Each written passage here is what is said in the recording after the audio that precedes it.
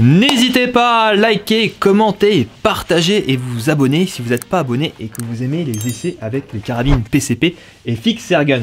Petite intro, dans cet essai il y aura un essai à 25 mètres, 2 essais à 130 mètres et pas dans les meilleures conditions. Il va y avoir du vent, 11 km/h. La température à peu près 5 degrés, donc ça va être coton, mais ça risque d'être sympa. Et bien sûr, la présentation de la nouvelle FX Airgun King 600. Salut à tous et bienvenue en Burgundy.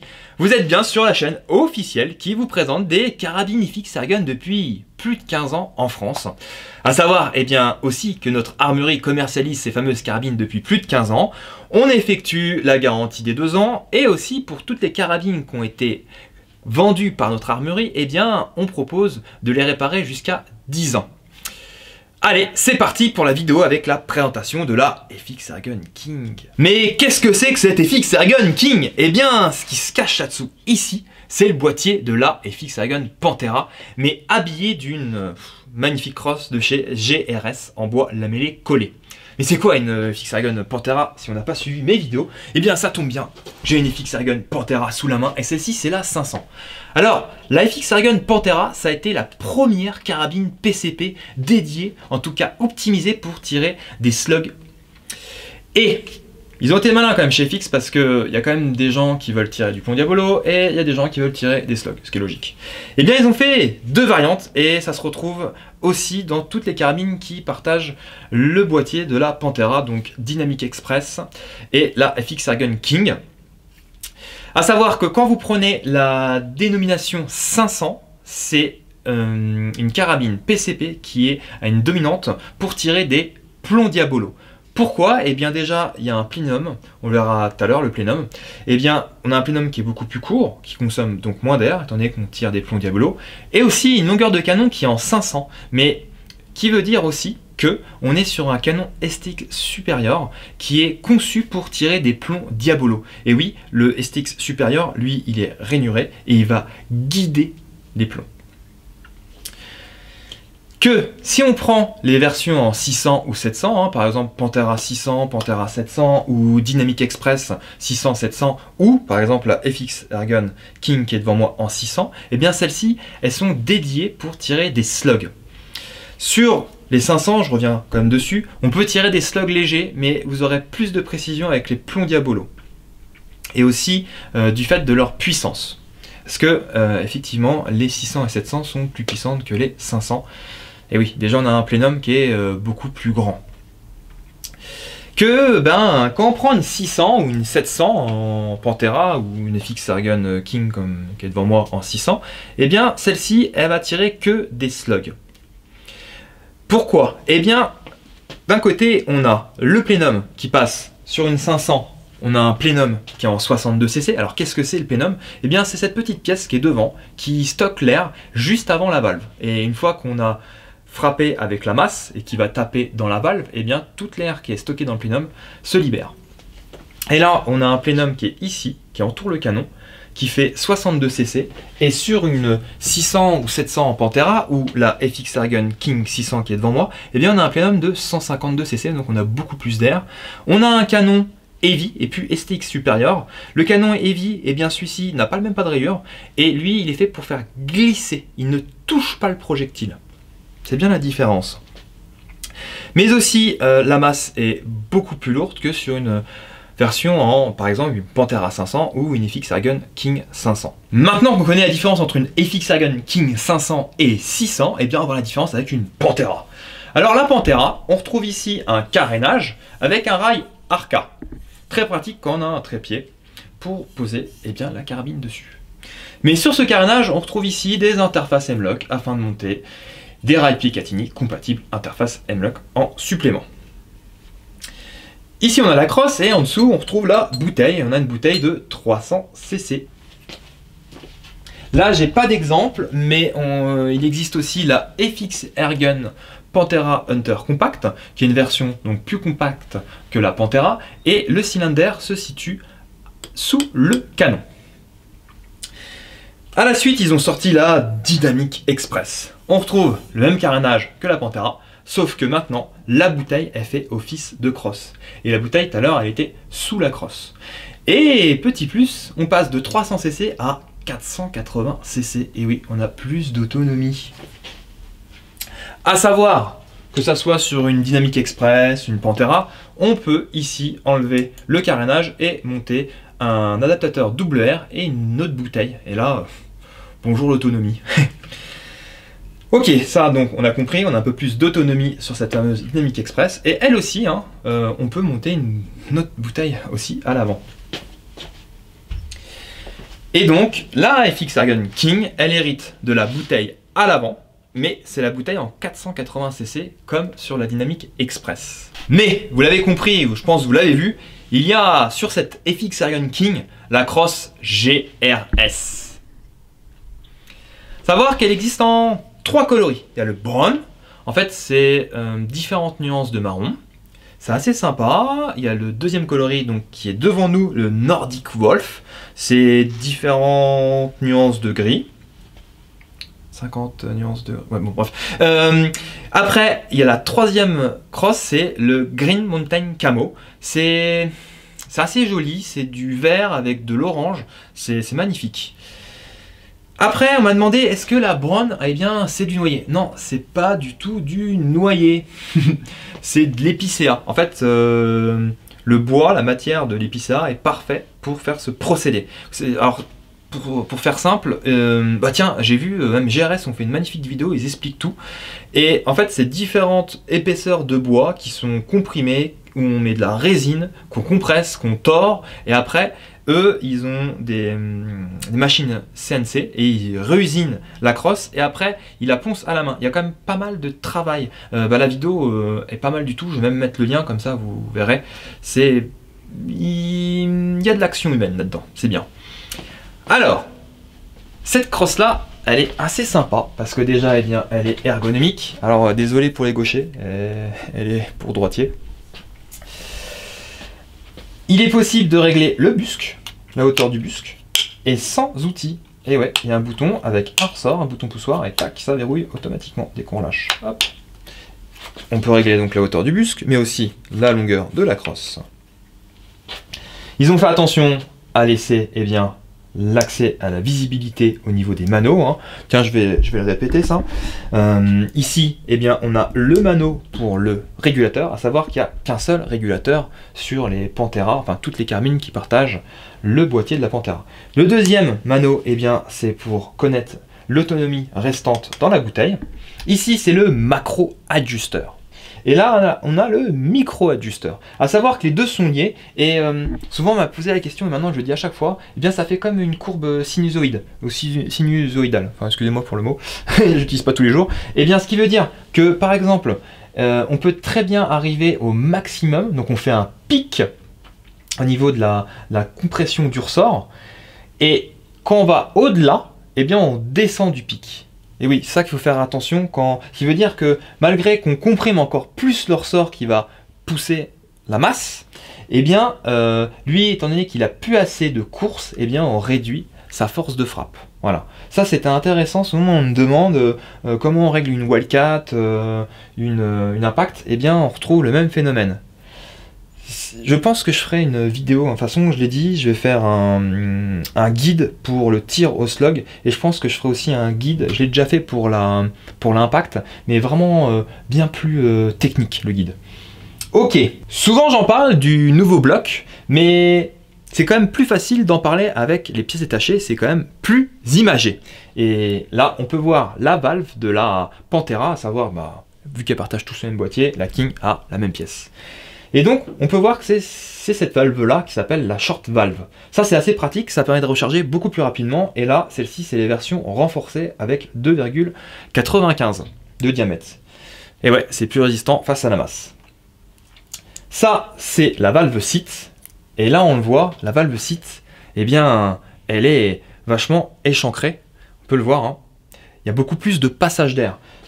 Pour vous donner une idée, en termes de comparaison, on prend une wildcat, une impact, le canon de l'impact, quand on la prend en version Diabolo, eh bien, vu qu'elles peuvent tirer donc plomb Diabolo, il y a une dominante plomb Diabolo, mais aussi on peut se tenter au slug léger, eh bien, du côté de l'air intake, donc l'entrée d'air, eh bien on a soit un rond comme ça pour le diamètre du plomb Diabolo, ou sinon un système un peu ovale avec une tige pour pas que le projectile, le slug, il tombe dans le canon. Et que pour la Pantera, eh bien on peut voir le passage d'air qui est beaucoup plus volumineux, et ça c'est la même taille, pardon, je vais dire le même diamètre, mais non, c'est la même taille que l'air intake qui passe dans le canon. Ouais, ça en fait du volume d'air. Hein. On a parlé de valve, maintenant on va regarder le régulateur. Alors tout à l'heure, je vous ai parlé de ce fameux manomètre qui est ici tout en haut pour régler le régulateur, parce que on a une vis pour le régler. Sauf que elle est magnifique, la FX Airgun King. Mais la vis de régulateur, elle est sous la crosse. Et donc, il faut démonter le boîtier de la crosse. Je vais vous montrer, par exemple, ça c'est la Pantera, et là on peut voir ici, on a accès à la vis du régulateur. Et à chaque fois, petit avertissement, quand on règle la vis de régulateur, donc quand on veut augmenter la puissance, il suffit de dévisser, et donc on laisse passer plus d'air. Par contre, quand on veut diminuer, il faut enlever la bouteille, vider l'air qu'on a dans le plénum, et après visser. Moi je vous conseille de visser à fond, et après petit à petit vous faites votre réglage, une fois que vous avez remis la bouteille. Ok ? Allez, je vais vous montrer comment on accède à la vis de régulateur avec la FX Airgun King. Allez, on est parti pour accéder à la fameuse vis du régulateur. Alors déjà, première chose, les règles de sécurité, on vérifie qu'il n'y a pas de plomb chambré. Ok. Allez, maintenant, il nous faut 3 clés. La première pour dévisser la vis de la sûreté. Tac. On va attention à ne pas perdre la vis. Maintenant, on a 2 vis ici. Pour ceux qui ne connaissent pas les FX, ici, c'est l'entrée pour recharger la carabine.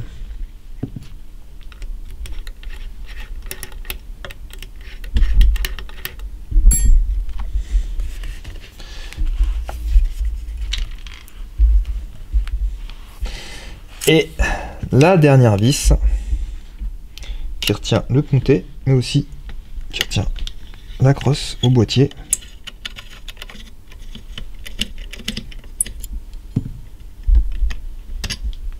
Tac. Là, on le fait un petit peu basculer. Et voilà.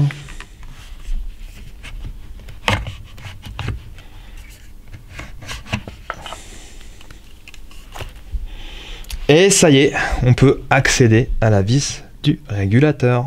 On va finir le tour du propriétaire. Alors là, ça c'est la magie de YouTube. On a monté un modérateur de son. Alors le canon, il dispose d'un filetage en d'1/2 d'UNF pour monter eh bien, un modérateur de son en supplément.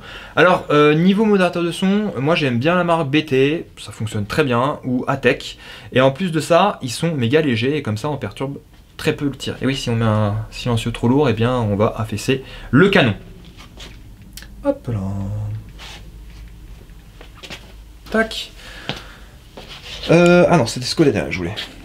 On peut le voir ici, on a un rail Picatinny avec un pentage de 30 MOA. Alors à quoi ça sert? Eh bien effectivement ça fait un peu comme ça. Et grâce à ça, si vous tirez à de longues distances, parce qu'avec une 600 on peut facilement tirer à plus de 200 mètres, on risque d'avoir quand même une chute de projectile et donc il faut le corriger avec la tourelle au niveau de la hauteur. Et si celle-ci elle arrive en butée, eh bien on a quand même 30 MOA de plus. C'est ça qui est sympa. Mais si jamais on arrive en butée avec les 30 MOA, eh bien on peut monter en supplément des colliers ajustables. Là on a monté des no limits et ainsi on peut ajuster le pentage. Pratique. Malgré qu'on n'a pas le super carénage de la Pantera ou la Dynamic Express, eh bien on a un rail Picatinny de chaque côté entre le canon et la bouteille. Au niveau du levier d'armement, eh bien, il est super fluide, c'est génial, ça fonctionne très bien. Niveau du bloc détente, eh bien, celui-ci, il est super, comme toutes les FX. On peut régler le poids de départ, mais aussi la course. Et là, on a la demi-lune de la queue de détente qui peut être réglable aussi. Et pour finir, eh bien, celle-ci fonctionne avec des chargeurs ou barillet selon le calibre. Donc 5.5 c'est 18 coups, 6.35 c'est 16 coups et 7.62 c'est 13 coups. Et dernière anecdote pour le barillet. Si vous prenez une FX Airgun King 500 eh bien le couvercle sera beaucoup plus épais étant donné que vous allez tirer des plombs diabolo. Et si vous prenez une FX Airgun King 600, eh bien le barillet comme ici sera fraisé afin de loger des slugs qui sont des projectiles qui sont beaucoup plus longs. Et si aussi vous prenez en option un chargeur supplémentaire, donc Panthera, hein, qui est le même boîtier que la FX Airgun King, et bien maintenant vous avez l'option Dual Lip, c'est-à-dire que quand vous achetez ce barillet, ou chargeur, hein, et bien vous le recevez avec 2 couvercles. En termes de réglage, et bien là on est sur une FX Airgun King 600, qui veut dire canon de 600. J'ai utilisé des slugs ZAN en 28 grains. Alors, on est sur environ 135 bars pour le régulateur. Pour le macro, on est sur la position 23. Et sur le micro, on est sur la position 3,9. 988.82.3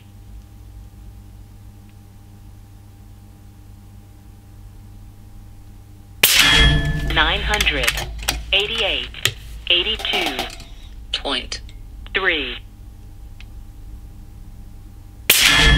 988.82.3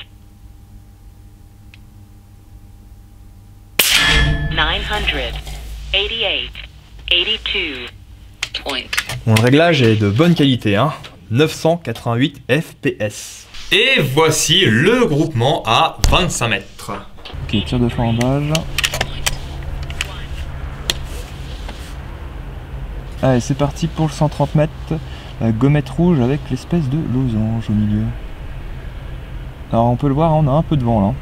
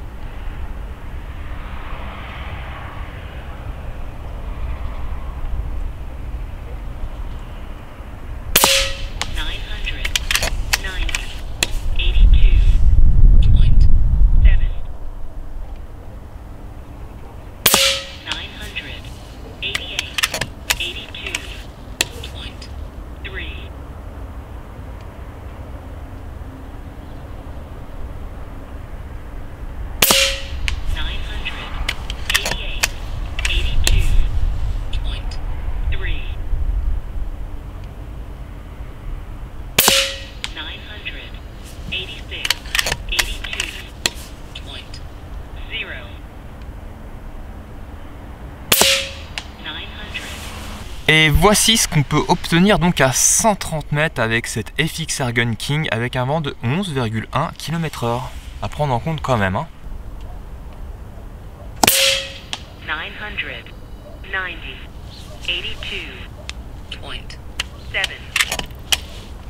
Tir de flambage. Allez, on attaque. 986.82.0 988.82.3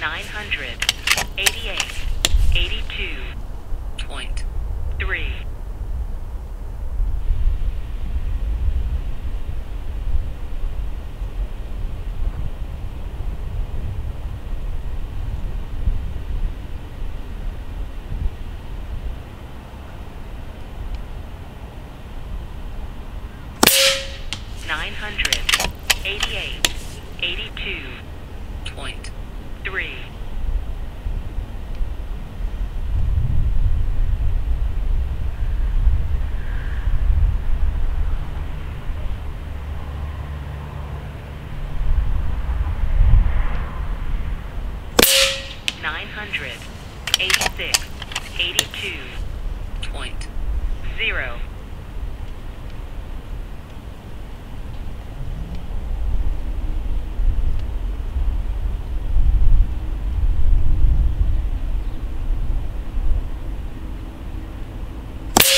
986.82.3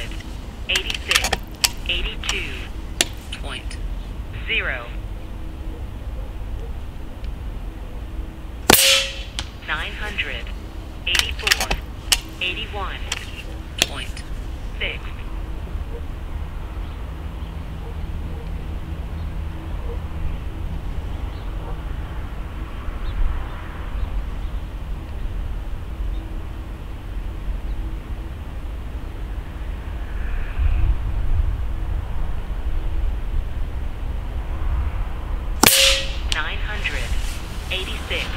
Ok, on a un vent de 11 km/h à prendre en compte. Hein. Et voici mon résultat à 130 mètres. Et l'impact qui est à droite, là, ici, c'est mon tir de flambage, donc on n'en tient pas compte. Et donc, je répète, là, on avait un vent de 11,1 km/h.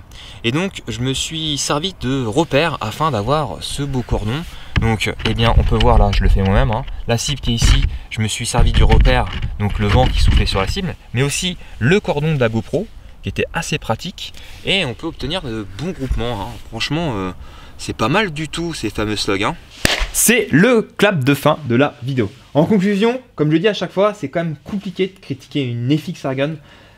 Hormis bien sûr le tarif, mais quand on voit les performances, ça se justifie.